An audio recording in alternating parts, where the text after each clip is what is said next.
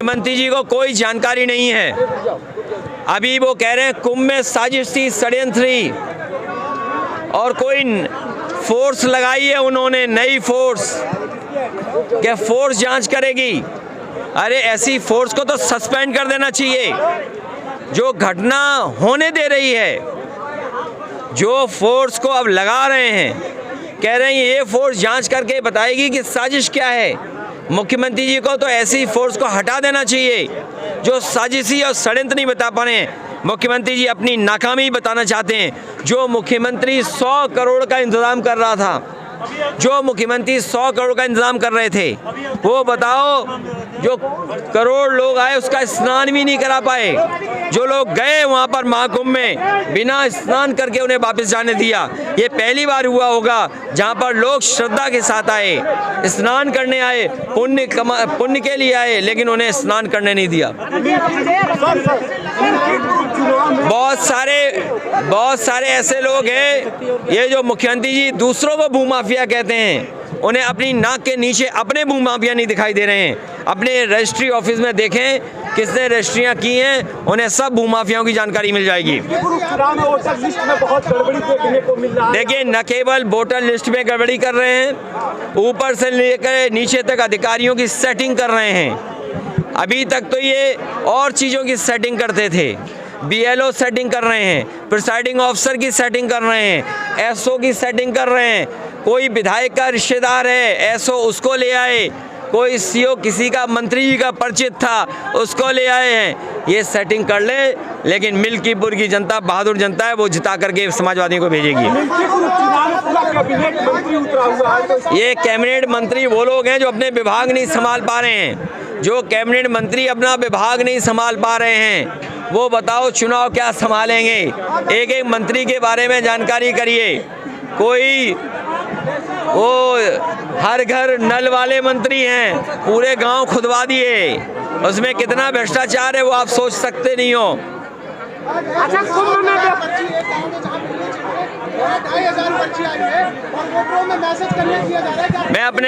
मैं अपने वोटरों से और इलेक्शन कमीशन से अपील करूंगा। इलेक्शन कमीशन की और प्रशासन की जिम्मेदारी है कि डीएम साहब उपलब्ध कराएं BLO सूची। नहीं तो मैं एक काम करूंगा, अगर हमें BLO पर्ची के लिए खुद भी किसी गांव के 100 व्यक्तियों के साथ DM के यहाँ जाना पड़ा तो DM साहब तैयार रहें। कल का दिन है, जिन वोटरों को पर्ची नहीं मिली है, जिस गांव के हमें 100 भी कार्यकर्ता मिल गए, उनके साथ हम सीधे DM ऑफिस में अगर हमें जाना पड़ा तो हम खुद जाएंगे BLO पर्ची दिलवाने के लिए।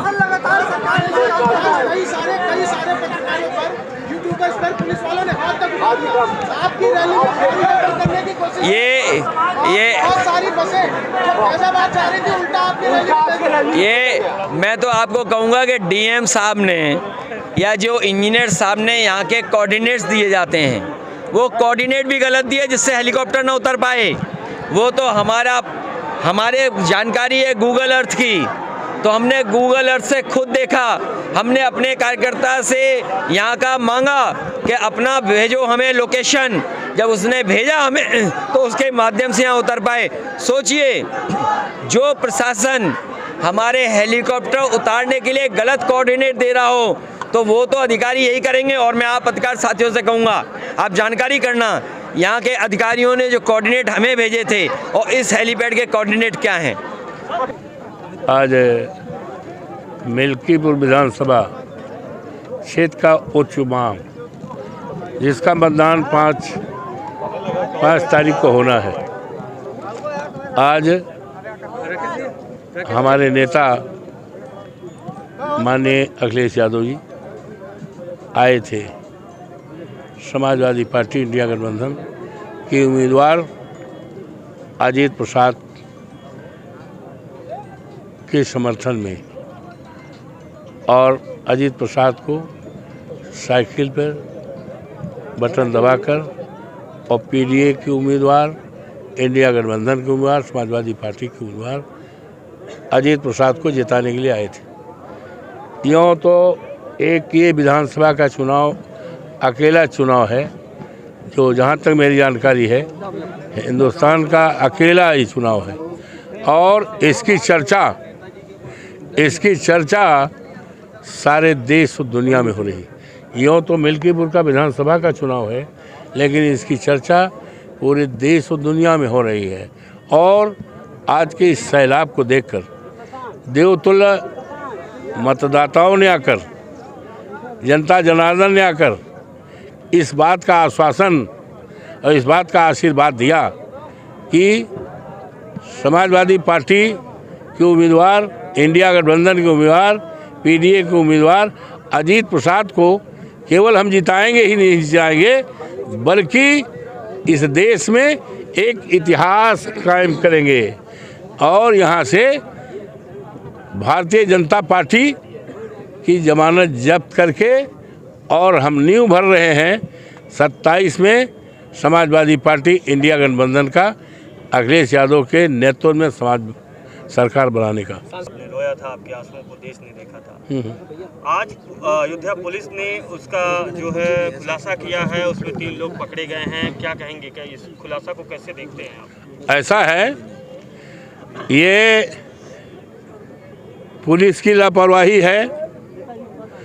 अगर उसकी माँ ने, उसके बाप ने जब सूचना दिया था और पुलिस एक्टिव हो जाती तो आज हमारी बेटी के साथ जो व्यवहार हुआ, जिस तरह से नग्न अवस्था में उसकी बॉडी मिली, ये बहुत दर्दनाक घटना है। ये बच जाता और इसमें तो बहुत जल्दी अरेस्ट हो जाना चाहिए। और मैं मांग करता हूँ कि जो भी आरोपी हैं एक विशेष न्यायालय का गठन करके 1 महीने के अंदर, हमें देश की इस न्यायपालिका पर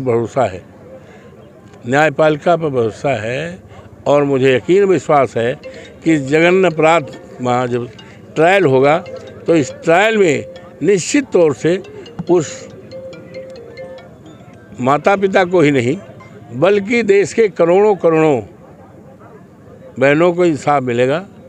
और निश्चित तौर से इतना जघन्य अपराध है कि कानून की जो कठोरतम सज़ा है, निश्चित तौर से वो सज़ा मिलेगी और उस सज़ा मिलने के बाद ये इस देश का इतिहास बनेगा कि भविष्य में इस तरह की क्रूर घटनाएं न की जाएगी। आज मिल्कीपुर के उपचुनाव के लिए चुनाव प्रचार थम जाएगा। चुनाव प्रचार थमने से ठीक पहले पूर्व मुख्यमंत्री सपा सुप्रीमो अखिलेश यादव आज समाजवादी पार्टी के प्रत्याशी अजीत प्रसाद के पक्ष में एक विशाल जनसभा को संबोधित करने पहुंचे थे। और देखिए, ये अखिलेश यादव है इस समय हेलीकॉप्टर में, ये अब यहाँ से निकले हैं और विशाल जनसभा को उन्होंने यहाँ संबोधित किया। इसके साथ ही महाकुंभ के भगदड़ को लेकर के भी अखिलेश यादव ने मुख्यमंत्री योगी आदित्यनाथ पर हमला बोला और लगातार उन्होंने कहा कि जिस तरीके की चीज़ें महाकुंभ में हुई उसको लेकर के लगातार वो उत्तर प्रदेश सरकार को घेरते नजर आए। साथ ही 2027 के चुनाव को लेकर भी उन्होंने यहाँ पर जनता को साधने का प्रयास किया। उन्होंने कहा हमारी सरकार बनेगी तो इकाना जैसा स्टेडियम अयोध्या में भी क्रिकेट प्रेमियों के लिए होगा। तो इसके साथ ही अयोध्या एक बार फिर वर्ल्ड सिटी के रूप में जानी पहचानी जाएगी। आज शाम 5 बजे अयोध्या में चुनाव प्रचार थमेगा। चुनाव प्रचार थमने के ठीक पहले समाजवादी पार्टी के सुप्रीमो अखिलेश ने अजीत प्रसाद के पक्ष में एक विशाल जनसभा को संबोधित कर उनका समर्थन जुटाने का प्रयास किया है। सहयोगी सर्वेश के साथ निमित गोस्वामी, न्यूज़ 18 अयोध्या।